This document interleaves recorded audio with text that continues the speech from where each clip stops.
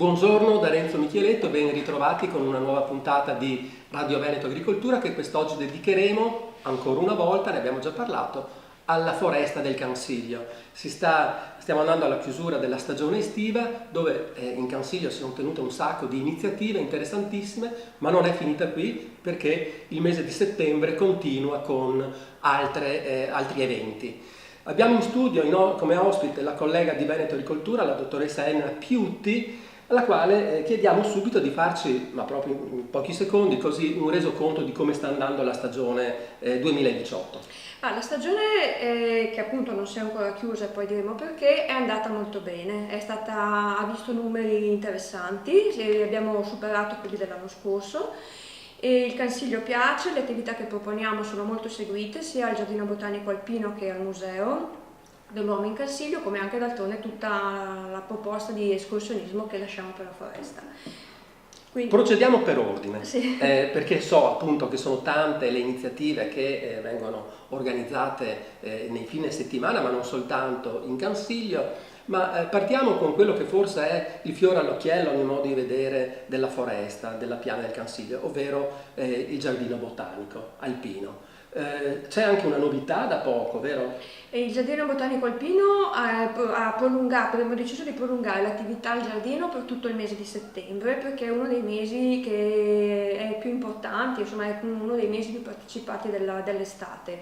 E ogni fine settimana al giardino continuiamo a proporre delle attività di animazione legate sempre alle visite guidate, ma non solo, quindi funghi, quindi musica, quindi teatro e attività di animazione con i nostri esperti. Ricordo che sul sito internet di Veneto Agricoltura, che troviamo anche in sovraimpressione, ci sono gli orari per sia il giardino botanico e anche per le altre iniziative come il museo e così via. Ma questa nuova struttura che è stata costruita con la scala che scende nella foglia?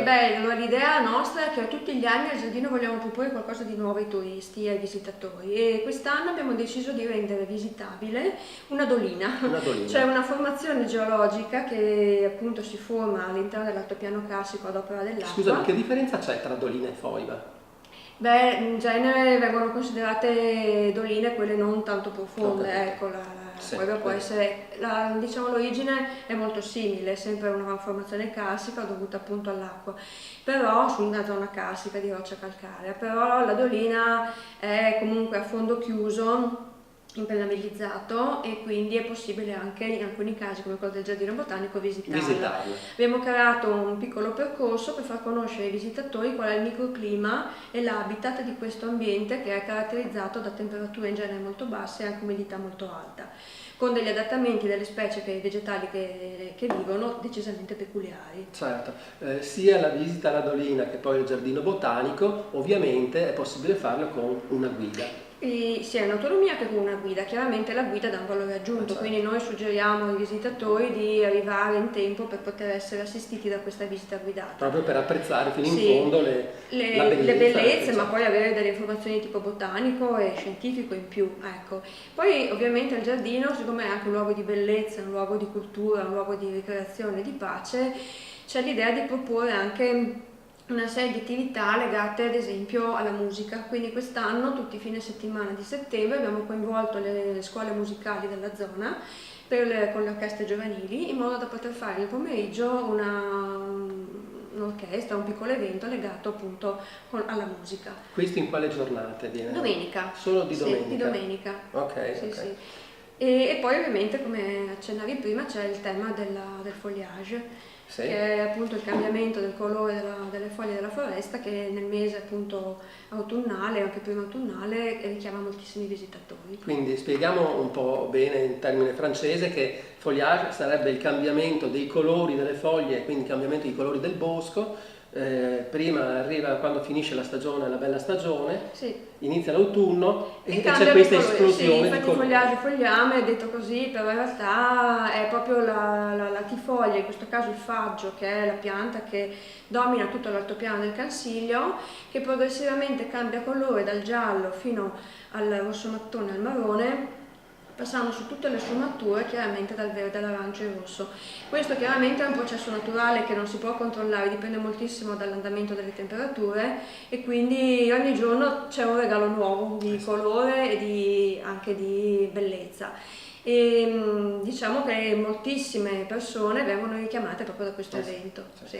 E in contemporanea, o comunque tra poco, c'è un altro fenomeno che è straordinario anche questo, e stiamo parlando del bramito dei cervi. Esatto, sì, questo è appunto il fenomeno che riguarda appunto il mondo animale, il fogliaggio, il mondo vegetale. Il bramito è il periodo degli amori dei cervi. Certo, quindi in sostanza, magari spendiamo 2 parole. Praticamente il cervo ha in questo momento della stagione, della sua fase anche biologica, il momento della scelta della femmina, quindi il cervo maschio deve scegliere la femmina con cui appunto poi darà origine alle nuove cucciolate. Quindi gli animali si radunano e combattono per vedere qual è chiaramente il cervo più forte, che poi scegliersi il branco. Certo, quindi all'imbrunire la valle, la piana all'imbrunire e anche all'alba. Ci sono due momenti diversi. Uno all'alba chiaramente comporta un'alzata la mattina, che però regala delle soddisfazioni incredibili,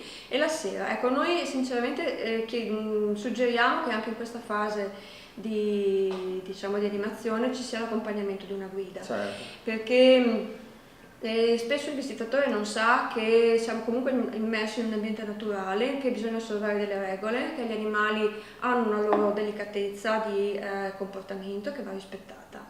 Quindi ci sono delle guide naturalistiche, delle persone esperte, che oltre ad aggiungere moltissime informazioni per quanto riguarda la vita degli animali, la vita della foresta, gli habitat, aiutano anche ad una visione corretta e ad un approccio corretto.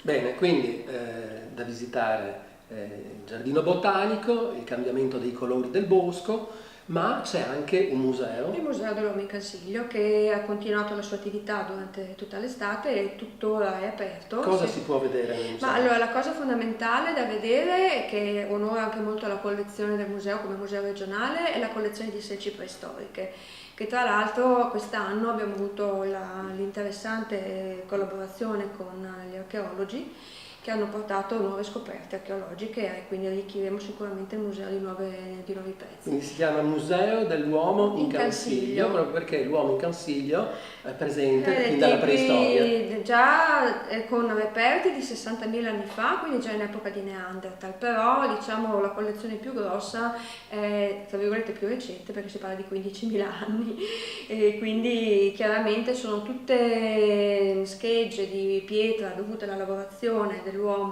appunto di questo materiale, che servivano per formare punte di freccia, raschiatoi, tutta una serie di utensili legati alla macellazione primitiva e alla caccia. Probabilmente l'uomo preistorico stava in Cansiglio soprattutto legato a questa attività. Bene, e se qualcuno avesse anche voglia di fare una bella passeggiata? C'è l'imbarazzo della scelta. Ma con la guida, intendo dire? Con le guide ovviamente ci sono, come dicevo prima, moltissimi esperti e guide di riferimento che possono essere trovate sul nostro sito, oppure contattando anche l'ufficio di Cansiglio, oppure in autonomia. Ovviamente noi caldeggiamo di rimanere sempre sui sentieri, anche per un motivo di sicurezza. Quindi la foresta del Cansiglio, antico bosco d'aremi della Repubblica Serenissima, oggi è ancora più viva che mai, proprio perché si può venire lì e fare un sacco di cose. Sì, la giornata è piena di suggerimenti, di contributi naturalistici, scientifici, culturali e sociali, direi al massimo. E non finisce qui, perché c'è anche il vecchio hangar della guerra fredda che sta per essere ultimato. È una struttura che diventerà molto importante nei prossimi anni e magari avremo modo di... Ne riparleremo in una delle prossime puntate di Radio Veneto Agricoltura. Direi che possiamo concludere qui questa breve chiacchierata sul Cansiglio e ci diamo appuntamento a giovedì prossimo. Grazie a tutti e un arrivederci.